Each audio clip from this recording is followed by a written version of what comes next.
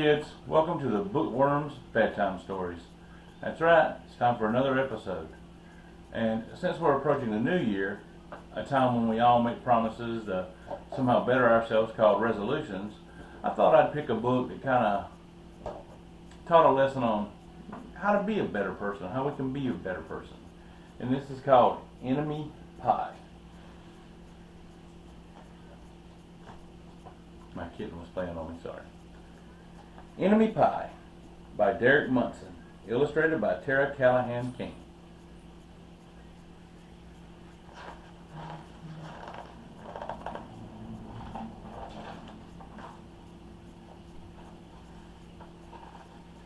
It should have been a perfect summer. My dad helped me build a treehouse in our backyard. My sister was at camp for 3 whole weeks, and I was on the best baseball team in town. It should have been a perfect summer, but it wasn't. And there you see, they're out there playing baseball. Cameraman, can they see the picture good? I would say so. Okay. That's my son. He helps me by filming for us, so we can do our bedtime stories. And you can hear my kitten over there just being as loud as she can. We should have named her Trouble or Mischief. It was all good until Jeremy Ross moved into the neighborhood, right next door to my best friend Stanley. I did not like Jeremy Ross. He laughed at me when he struck me out in a baseball game. He had a party on his trampoline and I wasn't even invited. But my best friend Stanley was. Jeremy Ross was the one and only person on my enemy list. I never even had an enemy list until he moved into the neighborhood, but as soon as he came along, I needed one. I hung it up in my treehouse where Jeremy Ross was not allowed to go. And there he is. He's putting his enemy list up in his treehouse.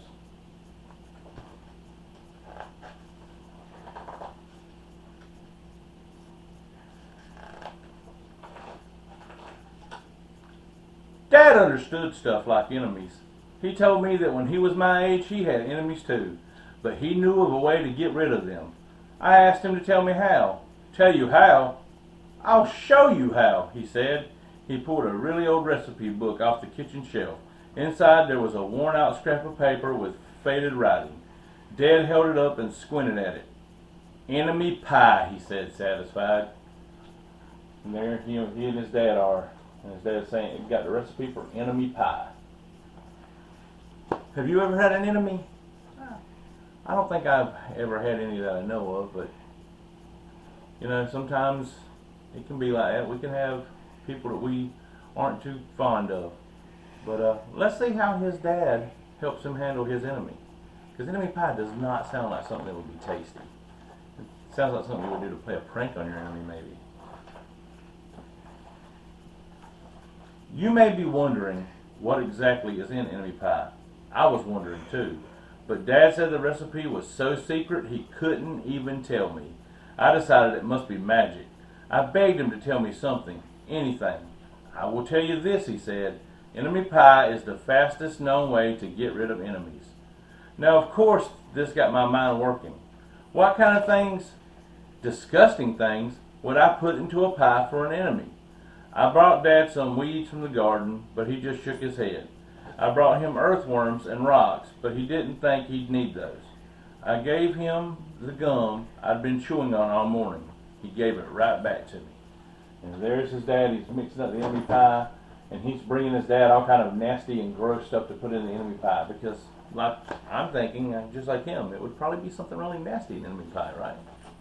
And there goes Teeter, our little kitten.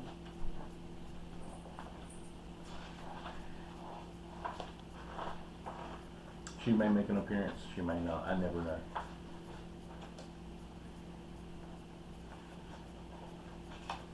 I went out to play alone. I shot baskets until the ball got stuck on the roof. I threw a boomerang that never came back to me. And all the while I listened to the sounds of my dad chopping and stirring and blending the ingredients of enemy pie. This could be a great summer after all. Enemy pie was going to be awful. I tried to imagine how horrible it must smell, or worse yet, what it would look like. But when I was in the backyard looking for ladybugs, I smelled something really, really, really good. and as far as I could tell, it was coming from our kitchen. I was a bit confused. And you see, he's out there shooting basketball, and he's trying to think about what kind of things would be in enemy pie, and thinking maybe it would smell bad. But instead, he smells something really good coming from his kitchen. I wonder what his dad has up his sleeves for his enemy.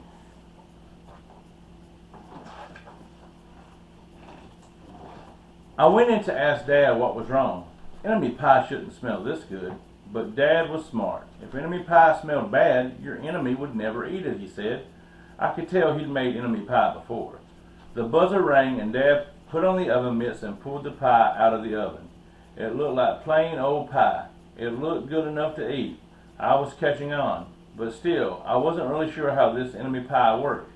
What exactly did it do to enemies? Maybe it made their hair fall out, or their breath stinky. Maybe it made bullies cry.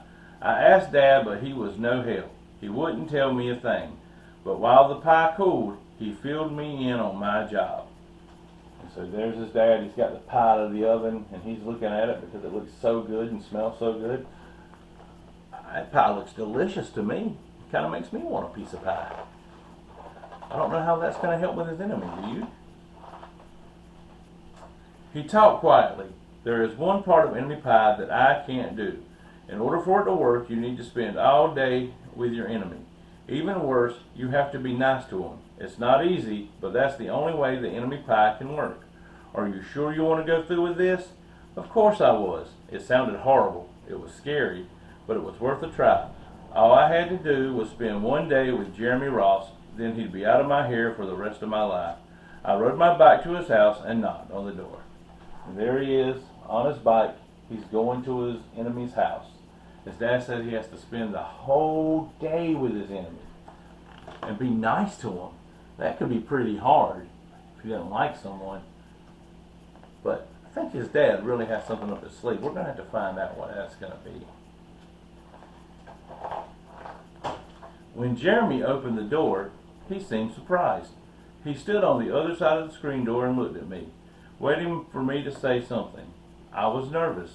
Can you play? I asked. He looked confused. I'll go ask my mom, he said. He came back with his shoes in his hands. His mom walked around the corner to say hello. You boys stay out of trouble, she said, smiling. So there he is. He's inviting his friend to hang out and play. His friend's a little confused too. Or his enemy, I'm sorry, is a little confused as well. And, you know, maybe there's a reason that he wasn't invited. Maybe the guy could tell that he didn't like him, and maybe that's why he wasn't invited to the party and stuff like that. Let's see. Let's see how this goes. We rode bikes for a while and played on the trampoline. Then we made some water balloons and threw them at the neighborhood girls. But we missed Jeremy's mom. I'm sorry. But we missed. Jeremy's mom made us lunch. After lunch, we went over to my house. It was strange, but I was kind of having fun with my enemy. He almost seemed nice, but of course I couldn't tell Dad that since he had worked so hard to make this enemy pie. Jeremy Ross liked my basketball hoop. He said he wished he had a basketball hoop, but they didn't have room for one. I let him win a game just to be nice. You know, for a minute there I thought they threw a water balloon at his mom too. That would get in trouble. That was my bad. Wow, so he's having a really good time with his enemy apparently. Wonder, you know, this is interesting. This is getting very interesting. I wonder what they're going to do. What's going to happen? Jeremy Ross knew how to throw a boomerang. He threw it and it came right back to him. I threw it and it went over my house and into the backyard. When we climbed over the fence to find it, the first thing Jeremy noticed was my treehouse. So there you see, they're throwing the boomerang in there. I never could get a boomerang to come back to me. Have you ever thrown a boomerang? Did it come back to you? I never could get one to come back to me. My treehouse was my treehouse. I was the boss. If my sister wanted in, I didn't have to let her. If my dad wanted in, I didn't have to let him. And if Jeremy wanted in, can we go in it, he asked. I knew he was going to ask me that, but he was on the top person the only person on my enemy list, and enemies aren't allowed in my treehouse. But he did teach me to throw a boomerang, and he did have me over for lunch, and he did let me play on his trampoline. He wasn't being a very good enemy. Okay, I said, but hold on. And there you see they're looking up at his treehouse, and he wants to go in. But uh-oh, that list is in there, right? He's going to have to hide that list. That wouldn't be good if he saw that list. That could hurt somebody's feelings too, you know? We don't want to hurt anybody's feelings. I climbed up ahead of him and tore the enemy list off the wall. I had a checkerboard and some cards in the treehouse, and we played games until my dad called us down for dinner. We pretended we didn't hear him, and when he came out to get us, we tried to hide from him, but somehow he found us. So there they are playing games in the treehouse, and his dad is looking for him.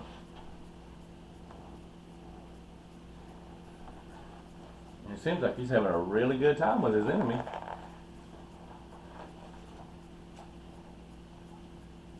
Dad made us macaroni and cheese for dinner, my favorite. It was Jeremy's favorite too. Maybe Jeremy Ross wasn't so bad after all. I was beginning to think that maybe we should just forget about enemy pie. But sure enough, after dinner, Dad brought out the pie. I watched as he cut the pie into 8 thick slices. Dad, I said, it sure is nice having a new friend in the neighborhood. I was trying to get his attention and trying to tell him that Jeremy Ross was no longer my enemy. But Dad only smiled and nodded. I think he thought I was just pretending. And there's his dad, and he's got the pie. I hope the pie's not nasty, because now it seems like he wants to be friends, which is really cool. You know, you get to know someone, sometimes you think you might not like them, and you get to know them, and you find out you have things in common, and you can have a lot of fun together. Dad dished up 3 plates side by side with big pieces of pie and giant scoops of ice cream. He passed one to me and one to Jeremy. Wow, Jeremy said, looking at the pie, my dad never makes pies like this. It was at this point that I panicked. I didn't want Jeremy to eat enemy pie. He was my friend. I couldn't let him eat it. Jeremy, don't eat it. It's bad pie. I think it's poisonous or something. Jeremy's fork stopped before reaching his mouth. He crumpled his eyebrows and looked at me funny. I felt relieved. I had saved his life. I was a hero. See, there they are getting ready to dig into the pie, and he's like, no, don't eat it. Don't eat it. Because now he wants to be friends. I wonder if that's what his dad had planned all along. What do you guys think? If it's so bad, Jeremy asked, then why has your dad already eaten half of it? I turned to look at my dad. Sure enough, he was eating enemy pie. Good stuff, he mumbled through a mouthful, and that was all he said. I sat there watching them eat enemy pie for a few seconds. Dad was laughing, Jeremy was happily eating, and neither of them was losing any hair. It seemed safe enough, so I took a tiny taste. Enemy pie was delicious. And look at his dad. His dad's eating his pie. He's got pie on his face. Sometimes stuff tastes better when you wear it on your face, I guess. After dessert, Jeremy rode his bike home, but not before inviting me over to play on his trampoline in the morning. He said he'd teach me how to flip. As for enemy pie, I still don't know how to make it. I still wonder if enemies really do hate it, or if their hair falls out, or their breath turns bad. But I don't know if I'll ever get an answer, because I just lost my best enemy. See? And now they're really good friends, and they're playing on the trampoline and having a great time. So, enemy pie. I think maybe that's what his dad had in mind all along. What do you guys think? He knew that if he just took time to know him, to know Jeremy, then maybe he wouldn't be his enemy anymore. And I think that's a good message for us as we go into the new year, that we should try to make friends with everyone we can and be friendly and kind to people and take a chance and get to know someone before we make any judgments about them. We should, I'll try to be a little kinder, and I hope that as we go into the new year, you'll try to be a little kinder to everyone you meet.